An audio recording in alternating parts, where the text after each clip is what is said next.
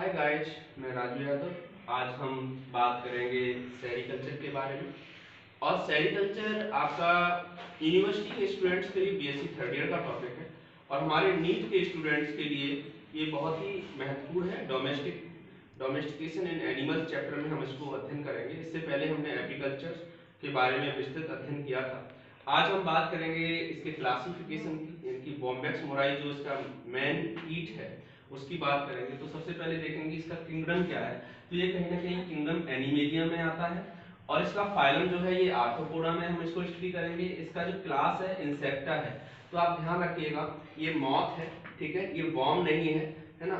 Silk bomb बोलते हो आप, लेकिन ये रियल में सिल्क बॉम्ब नहीं है, ठीक है। ये बॉम्ब से अलग है, ये मॉथ है। और मॉथ है इसीलिए हम इसको इंसेक्टा में रखते हैं। इसका ऑर्डर जो है लेपिडोप्टेरा है, ठीक है, आपको याद करना होगा, ठीक है। इसकी फैमिली बॉम्बीसाइडी है, ठीक है। जीनस बॉम्बैक्स है और स्पीसीज बॉम्बैक्स मुराई है। इसकी और भी स्पीसीज है, क्योंकि इसे काफी समय से हम इसका पालन कर रहे हैं, इसकी वजह से अब इसे हम वाइल्ड तरीके से नहीं डोमेस्टिकेट कर सकते हैं। हम लॉन्ग टाइम से हम ह्यूमन केयर दे रहे हैं इसको। ह्यूमन केयर की वजह से अब ये जो है कहीं ना कहीं इसको ह्यूमन केयर की जरूरत है। अगर आप विदाउट ह्यूमन केयर इसको जो है इसका पालन करना चाहते हो तो ये बहुत ही मुश्किल है। स्पेशली मैं अपने किसान भाइयों से कहना चाहता हूँ कि यदि आप चाहते हो रेशम की फार्मिंग करना तो आप इस वीडियो को पूरा देखिए, अंत तक देखिए, आपकी नॉलेज जरूर एनहेंस होगी, ठीक है। चलो अब हम सबसे पहले मेन टॉपिक जो है सेरिकल्चर क्या है। तो the production of silk bomb, हम यहाँ पर प्रोडक्शन की बात करेंगे, सिल्क बॉम्ब की रियरिंग की बात करेंगे यहाँ पे। प्रैक्टिस ऑन कमर्शियल स्केल, छोटे स्केल पे नहीं, हम कमर्शियल स्केल की बात करेंगे यहाँ पे। तो इसे हम सेरिकल्चर कहते हैं। और सबसे पहले जो इसका डिस्कवर हुआ था वो चाइना में हुआ था। और किसने किया था? लोटजू ने किया था, है ना, इम्प्रेस ऑफ क्वांगटी। और कब किया था? 2697 बीसी में इसका जो है कहीं ना कहीं इसका डिस्कवर हुआ था। और हमारे देश में अगर किस स्टेट में सबसे ज्यादा जो है सेरिकल्चर होता है तो इसमें हम बात करेंगे मैसूर, यानी कि कर्नाटका का मैसूर क्षेत्र है। यहाँ सबसे ज्यादा जो है सिल्क का प्रोडक्शन होता है, ठीक है। अब हम types of silk from silk bomb, हम कौन कौन से टाइप्स के जो सिल्क बॉम्ब है जो कहीं ना कहीं रिस्पॉन्सिबल है सेरिकल्चर के लिए। तो पहला है मलवेरी सिल्क बॉम्ब। और आपको पता है मलवेरी की लीव्स पर ये स्पेशली देखने को मिलेगा। इसकी जो वैरायटी है वो है बॉम्बैक्स मुराई। क्या नाम है इसका? Bombyx mori. Feed on mulberry leaves, ये मलबरी की पत्तियों को फीड करता है, ठीक है। और यहाँ से जो हमें सिल्क मिलता है उसे हम मलबरी सिल्क कहते हैं। क्या कहते हैं? मलबरी सिल्क कहते हैं। और ये बहुत ही अच्छी कॉमन, इसकी जो क्वालिटी है वो बेस्ट क्वालिटी है। सेकेंड नंबर का जो सिल्क है उसे हम टसर सिल्क कहते हैं। और ये एंथ्रिया माइलिट्टा, एंथ्रिया माइलिट्टा जो है इसकी स्पीसीज है। ये बहुत ही इंपॉर्टेंट है, इसके लिए हम इसके और भी नाम आपको बताएंगे।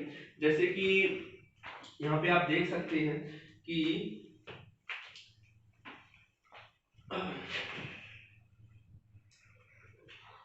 एंथ्रीडिया रोयली जो है ये भी इसकी एक प्रजाति है। एंथ्रीडिया पर नई इसकी प्रजाति है। एंथ्रीडिया पोफिया भी इसकी प्रजाति है। एंथ्रीडिया माइलेटा भी इसकी प्रजाति है। और कहीं ना कहीं ये ऐसा है ना, ये केवल मलबरी पर ही डिपेंड नहीं है, उसके साथ ही साथ ये ओक जिसे कहते हैं ओवेनपस, बेर की पत्तियों पे देखने को मिलेगा जिजीफस, फिज यानी कि जिसे अंजीर कहते हैं फिकस, साल के पत्तियों पे देखने को मिलेगा जिसे कहते हैं सोरिया, अर्जुन की पत्तियों पे देखने को मिलेगा जिसे कहते हैं टेमेरेंडेलिया, और जामुन की पत्तियों पर ये अक्सर देखने को मिलेगा। तो हम बात कर रहे थे आपसे सेकेंड नंबर के सिल्क के बारे में जिसे हम टसर सिल्क कहते हैं।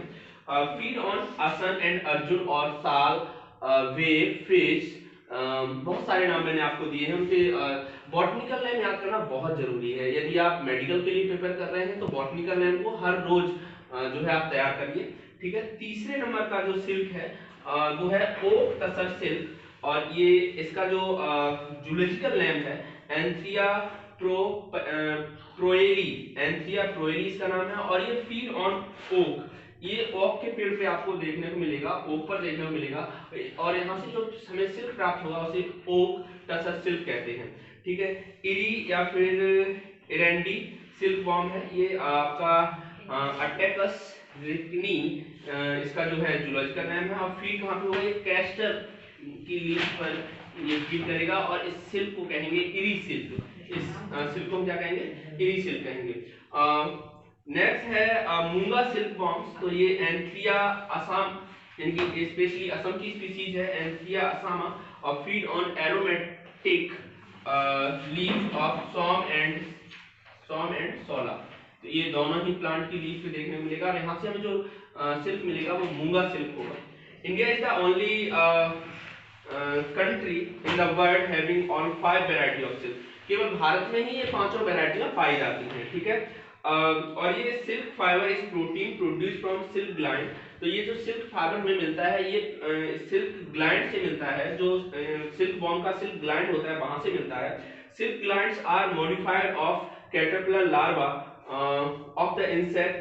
तो ये कैटरपिलर लार्वा में कन्वर्ट हो जाता है। और कहीं ना कहीं इसकी लाइफ साइकिल एक बार हम देख लेते हैं। तो कहीं ना कहीं जो मॉथ है मेल और फीमेल, हमने यहाँ भी जो है आपको समझाने की कोशिश की है कि आपका जो एडल्ट मॉथ है ये 5 से 6 दिन जो है कॉपुलेशन करता है।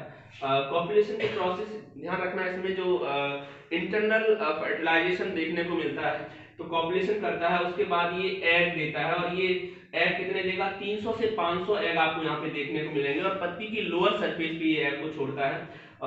7 से 10 डेज तक ये जो है एग जो है हैच होने के लिए तैयार रहते हैं। हैचिंग के बाद ये कैटरपिलर लार्वा में कन्वर्ट हो जाता है, जो कि 25 से 30 दिन का प्रोसेस है। 25 से 30 दिन में यहाँ पे मॉल्टिंग होता है, मॉल्टिंग करते हैं लार्वा जो है। कहीं का कैटरपिलर अपने चारों तरफ बड़ी संख्या में बहुत बड़ी संख्या में जो है स्पिन कर लेता है रेशम को अपने चारों तरफ। नेक्स्ट है प्यूपा इन कोकून, ये कि 6 to 8 डेज रहता है। और यहाँ पे हम बात करेंगे may ingest larva weighting of the about 30,000 more than body weight. ये अपनी बॉडी वेट से 30,000 गुना ज्यादा जो है पत्तियां खा जाता है। जो आपकी मैलबरी की लीव्स हैं या कोई दूसरी लीव्स हैं, ये बहुत बड़ी संख्या में यहाँ पे जो है यहाँ पे खा लेता है इसको, ठीक है। तो अब हम बात कर रहे थे आपसे कहीं ना कहीं लाइफ साइकिल के बारे में। तो हमने आपको बताया कि एग लोअर सरफेस पे देता है, ठीक है।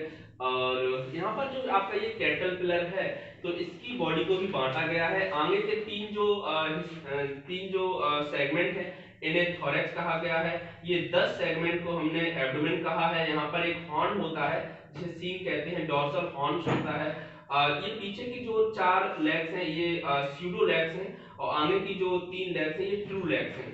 कोकून आपने देखा, कोकून का जब आप कट करोगे तो इसके अंदर क्राइसेलिस जो है होता है। और इसके बाहर की तरफ बड़ी संख्या में यहाँ पर ये रेशम को स्पून कर लेता है। और ये बाद में कन्वर्ट हो जाता है एडल्ट जो है बॉम्बैक्स मुराई में, ठीक है। चलो डियर स्टूडेंट्स, अब हम बात करेंगे इसकी लाइफ हिस्ट्री की। तो adult silk moth is white creamy moth having a size of 5 centimeter with hairy body। तो ये 5 सेंटीमीटर साइज के होते हैं। इनकी बॉडी जो है हेयरी होती है। फीमेल ले 400 to 500 एग। जो फीमेल होती है वो 400 से 500 अंडे देती है। Upon leaves of the mulberry plant fertilization is internal. इसको बड़ा ध्यान रखना कि यहाँ पे फर्टिलाइजेशन इंटरनल देखने को मिलता है। हैचिंग इन समर, और स्पेशली हैचिंग आपको समर में देखने को मिलेगी, टेक अबाउट 10 डेज। ये 10 दिन तक इसकी हैचिंग चलती है। Larva caterpillar have 5 instar after 4 moultings. Life span इसका रहता है 25 से 30 दिन। यानी कि लार्वा का जो लाइफ स्पैन है यहाँ पे 25 से 30 दिन आपको देखने को मिलेगा।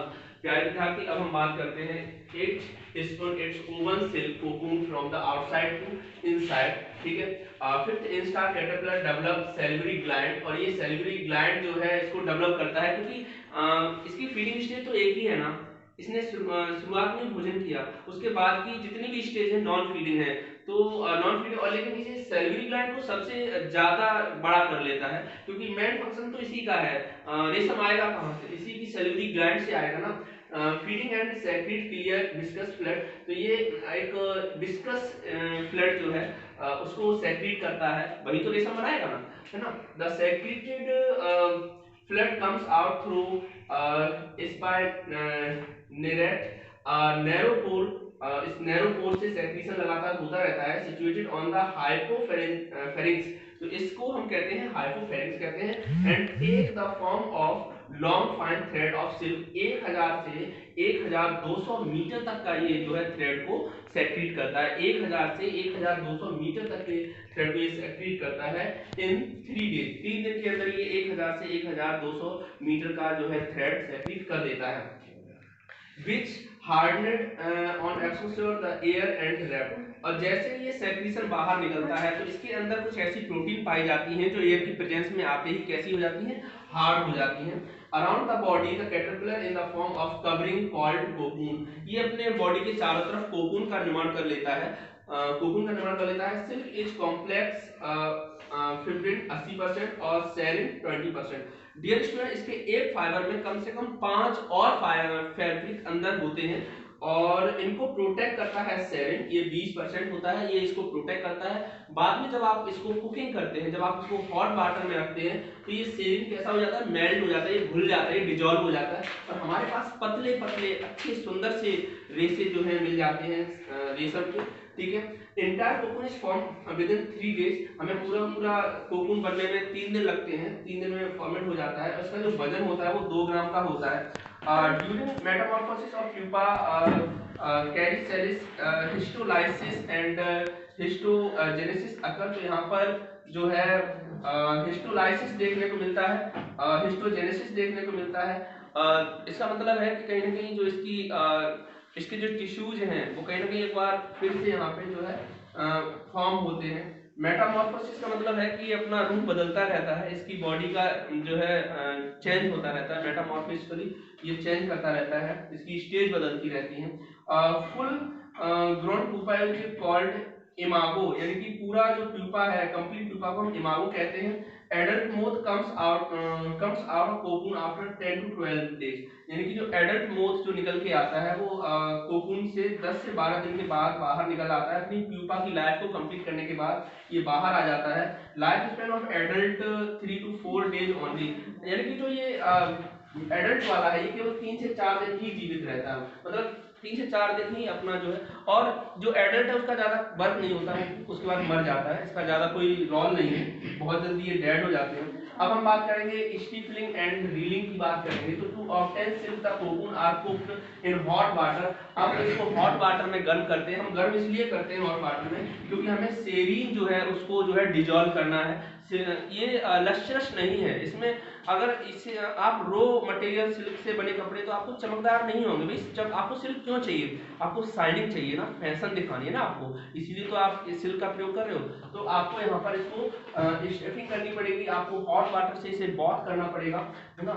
इसको स्टफिंग कहते हैं। The silk fibre is unbounded from cocoon, तो हम इसको अनबाउंडेड भी करते हैं, कोकून से अनबाउंड करोगे तभी तो इसका यूज कर पाओगे ना। The process of removing the thread from the killed cocoon is called reeling. अब यहाँ पे हमें कोकून को जो है कहीं ना कहीं मारना भी पड़ेगा। हमारे कोकून को गर्म पानी में डाल देंगे जिससे कि दम घुटने की वजह से उसके अंदर वो लार्वा उसका मौत हो जाएगी सफोकेशन की वजह से, है ना। तो एक मेन रीजन रहेगा। बीमारियां भी बहुत बड़ी संख्या में यहाँ पे देखने को मिलती हैं। तो पहली है पेब्रिन, दूसरी है ग्रीन मस्कार्डिन, तीसरी है फ्लैक्टेरिया और फोर्थ डिजीज है ग्रेसेरिक वायरस। ये बीमारियां हैं, ठीक है। तो इस तरह से आपने पूरा जो है कहीं ना कहीं सेरिकल्चर समझा। Thanks for watching this video. अगर आपको ये वीडियो पसंद आई हो तो प्लीज लाइक शेयर सब्सक्राइब करना ना भूलें। मैं राजू यादव, आगरा मंडल अध्यक्ष, भारतीय किसान संगठन।